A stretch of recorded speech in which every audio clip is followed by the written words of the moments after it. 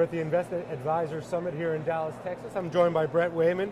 Wayman, you're an investment specialist with Envestnet. You work with portfolio managers to help them come up with strategies for their clients. What are some of the big questions that come up as it relates to impact investing and ESG that you're helping them solve? Sure, well, I think the biggest question is, what is impact investing? What does it mean? And there's so many different definitions that get bandied around: SRI, ESG, faith-based, green-based, ethical. So the majority of our work is helping them identify what type of values they want to implement in their portfolios, whether it's environmental consciousness, whether it's gender lens investing.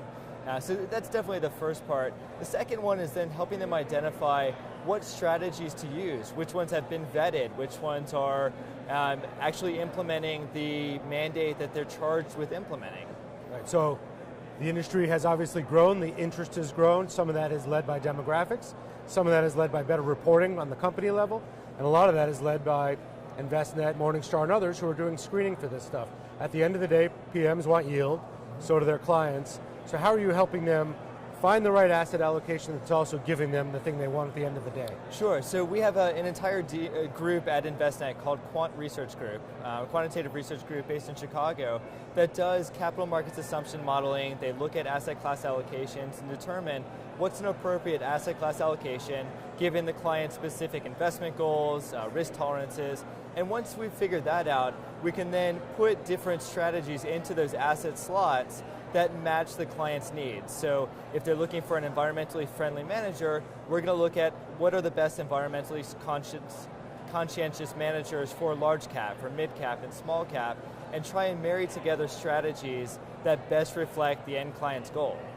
So what we're hearing a lot of in this conference and lately in general is there used to be this conception of there's environmentally friendly, sustainable type companies, and then there are ones that are just not. Think about oil and gas or mining or tobacco and others. But what we know now is that there are different levels within each sector. So how much education do you have to do in that respect to talk about the different levels of sustainability sector by sector? Yeah, it's a good question. Every sector has its nuances. A lot of it is relying on the professionals. So we work with a firm called Sustainalytics that does the actual screening on the stocks, the public stocks. We work with a group called Veris Wealth Partners that does the vetting of individual asset managers in conjunction with our own research team. We, as portfolio strategists, need to know the high level, how each sector is screened, how each screen is implemented, what the different thresholds are that we'd allow for environmental conscientiousness versus landmines or tobacco or gaming stocks or companies or sectors. Right, so it's this combination of education, technology coming together to make that screening easier. Yep. But another thing we're hearing a lot about is that holistic approach to portfolio construction. What are the end client's needs and wishes overall? How important is that holistic view of from the investment perspective? It's incredibly important. Investment returns, they're really measured just in one direction. It's up or down, it's did you beat the benchmark or not. But clients these days have so many goals. They have savings goals, they have spending goals, but they have goals for how they interact with the rest of the world, and that's what we call the impact or the social goals. So they may be more focused on protecting the environment than they do care about beating the benchmark by 100 or 200 basis points. So a lot of the work that we do is to try and figure out how can we meet each of those client goals while still creating some sort of financial performance, some investment performance. Sure, so we know how a lot of them measure success on the outside from the investment perspective. How do you measure success? That's an excellent question. It's going to depend on each client's goal. If they're interested only in investing in companies that employ women and minorities in executive positions, then measurement of that is going to be what percentage of the executive positions are filled by minorities and by women and by non-white males. If they're focused more on planting trees, then we've got to be able to report on how many trees we planted or how much water we delivered to areas that don't have a lot of water.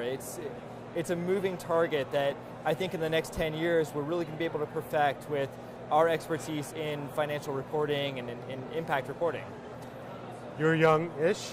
A lot of this is driven by demographic shifts in who's controlling money, wealth transfer, money transferring from the older generations to the younger. Your generation and your peers, how important is this type of investing and and thought leadership as it comes to impact and ESG investing? I think it's extremely important. I think that pure financial performance has really become a commodity. What we're focused on now is allocating capital to things that we believe in. And as the world's getting bigger, these things are more important. The amount of resources that are available to us, the equality distributed across the globe.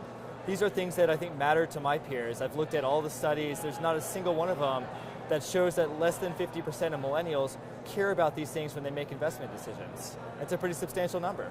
Great. We thank you for the insight. That's Brett Wayman from Envestnet here at the Investment Advisor Summit in Dallas. Thanks so much. Thank you.